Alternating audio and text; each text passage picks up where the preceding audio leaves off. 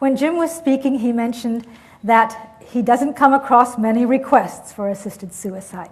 And this is true, I think, of most people who work in healthcare. I want to suggest a couple of things to think about in this case. First of all, the fact that people for whom palliative care is not sufficient, and there are such people, the fact that they constitute a minority, it's been said that only 5% of cases don't respond well to palliative care, does not mean that they are not real or that they have no rights. In this country, we believe in minority rights. And if you are one of the 5%, it feels different to you. Also, there are great pressures on people, especially people who are dependent on their caregivers and who respect their caregivers' sensitivities. For many reasons, they may not want to ask this person. That doesn't mean they don't want, the fact that they don't ask. They may be aware that in the present legal system in this country, to receive help from someone is to endanger that person, to expose them to bankruptcy or imprisonment, or, God forbid, both. And they may also just be sensitive to the fact that the poor caregiver may feel that they've lost a case or something. And so that person does not have a lot of power. Also, and I know from experience, I'm sorry, Tom, I am going to do a few stories here. A person in the Toronto area was receiving palliative care and thought very highly of his palliative care doctor and was really content with this option until a certain phase was reached. Let's say phases 1 through 6, this man was very happy with palliative care, but then began to experience symptoms that could not be relieved, and Romaine acknowledged, and I think you all will acknowledge there are such symptoms, approached the doctor about something a little more active and energetic and final, and the doctor said no, he couldn't help. The man turned to us and was enabled to end his life as soon as he wanted to by that stage.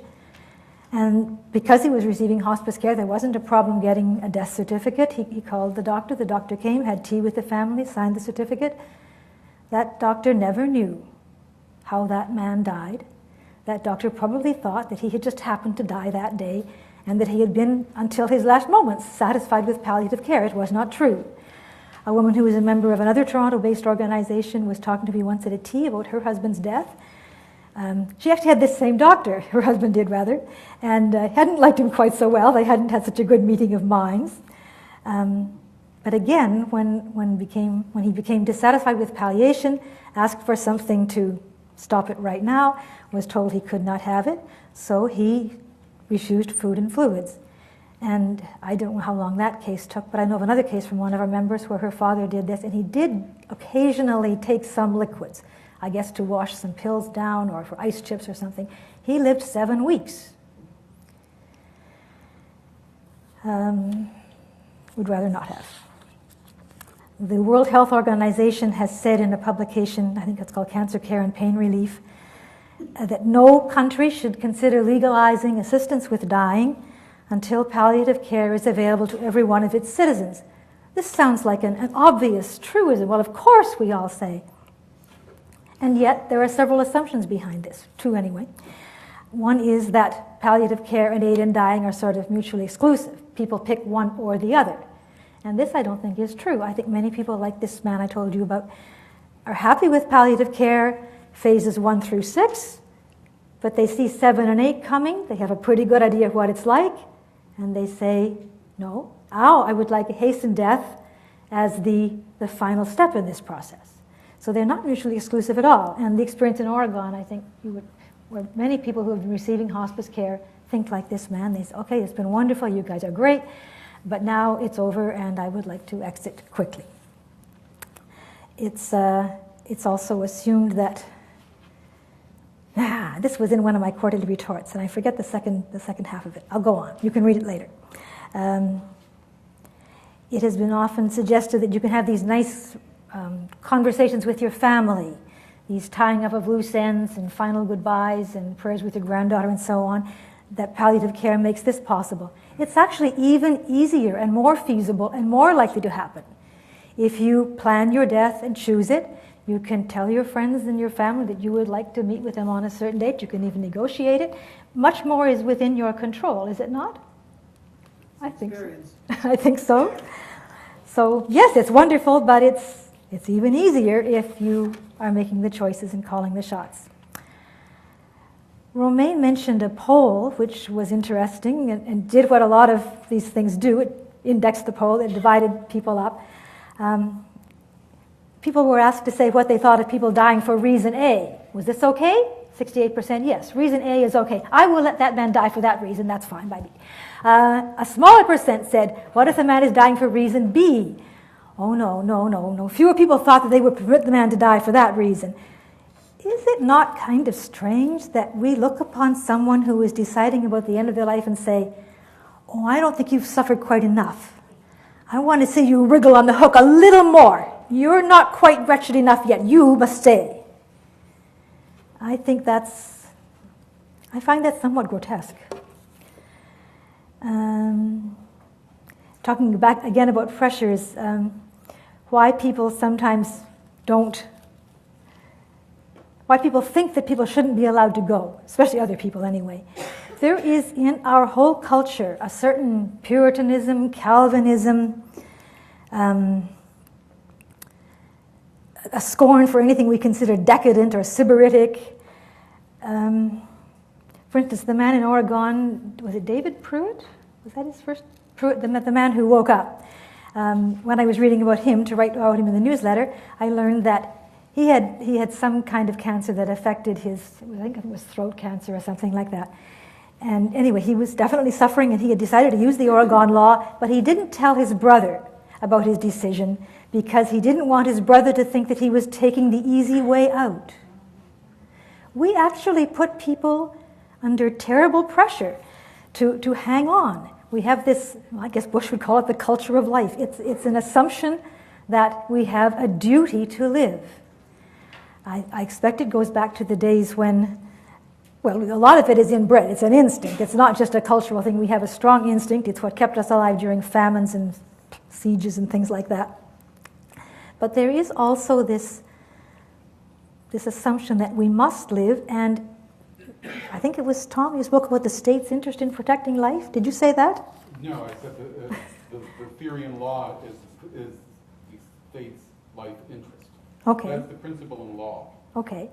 But if a state does have an interest, perhaps in having as many citizens as possible created, there were strong pressures against contraception. We find it hard to believe that. Maybe some people in this room are old enough to remember when contraception was illegal. It was considered that you had a duty to make every act of intercourse open to conception, as the Catholic Church still requires. And I might be a little wrong on that, but something pretty close to that is what they say, I think. There are advantages to a nation if you have an abundant supply of life. You get lots of desperate fathers who are willing to work in mines or sign up for the army. You have lots of people to pay taxes. It's kind of nice to have all those bodies out there. So it's not necessarily such a wonderful, beautiful, sanctified thing as you might think to have this view of life. I had never heard that Janet Atkins was pushed into this by her husband and Dr. Kevorkian. You may know more than I know. Do you know more about that case than I know, Paul? I'll be glad to give you the page references and the case sites. But did you have something in Janet Atkins's words, or do you have people who knew her? No, it's from the case. It's from the law. It's from the write-up. And then it's also in Rita Marker's book 191, 1993. You believe everything Rita Marker says, do you? And then all you right. go to the New York Times, and it's also in the New York Times story, which came out time after, and it's also in the court documents, which I went and looked up. And which court was this? Was this? This was Florida. This is Florida. You want? I'll get the same. No. I've got it right here. Okay. We don't have time now. Okay. I also want to point out. No, it's okay. You can show it to me later. I also want to point out, when you were discussing Jean Brush, that she only stabbed her husband after an effort with drugs had failed. I'm sorry? She only stabbed her husband after an attempt with drugs had failed. We have conscientiously removed from people over the years every possibly graceful and gentle method. Your talk about dependence and how we are not completely independent and therefore we must not attempt to be independent at all. That's a sort of a miss is as good as a mile philosophy. I really think there are degrees in many things in life. There are degrees of independence. And I don't think that because I must give up on complete independence and omnipotence, that I should just sort of fall over in a lump and say, okay, I'll content to be totally spineless and have no say in anything that happens to me. I would like to be as independent as possible. Do give up on it. I will.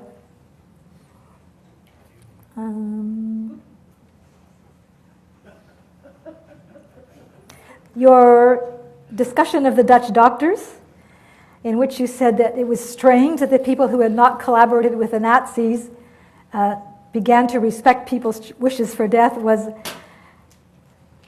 that's sophistry. That was pretty low. The Nazis executed people who had no wish to die, who wanted to live. The Dutch doctors are respecting people's wishes instead of ignoring them and trampling them. There's a big important difference between something like what Paul has and ALS. Paul has a static disability. Many conditions that look to outsiders similar, the person may be in a wheelchair, are indeed quite different. They are progressive conditions, and the person has a reason to feel that the coming future, the soon coming future perhaps, is something they do not want to live through. Also, when polls are done, the disabled people in the disabled community display usually about as big a range of opinion as people in the non-disabled community. It has also been said by people, notably Drew Batavia, who started autonomy, that you insult the disabled in several ways when you suggest that they must automatically be assumed to be all alike, to be all of one opinion. They are not spineless. They may have spinal cord injury, but they are not spineless people by and large. Many of them know their own minds, and many of them know that there are certain types of misery that they would not wish to endure. I think you're also mistaken to suggest that if a state or a nation makes assisted suicide available to its citizens, that this will mean that palliative care never improves in that jurisdiction. I think that what's happened in Oregon contradicts that, and similarly what has happened in the Netherlands contradicts that. In fact, the whole process usually of considering this option, it makes a jurisdiction like Oregon or the Netherlands look much harder at its whole range of care for the dying. And the jurisdiction usually winds up to offer more choices of most kinds, all kinds, to its dying citizens. I think that's about it. Thanks for the warning.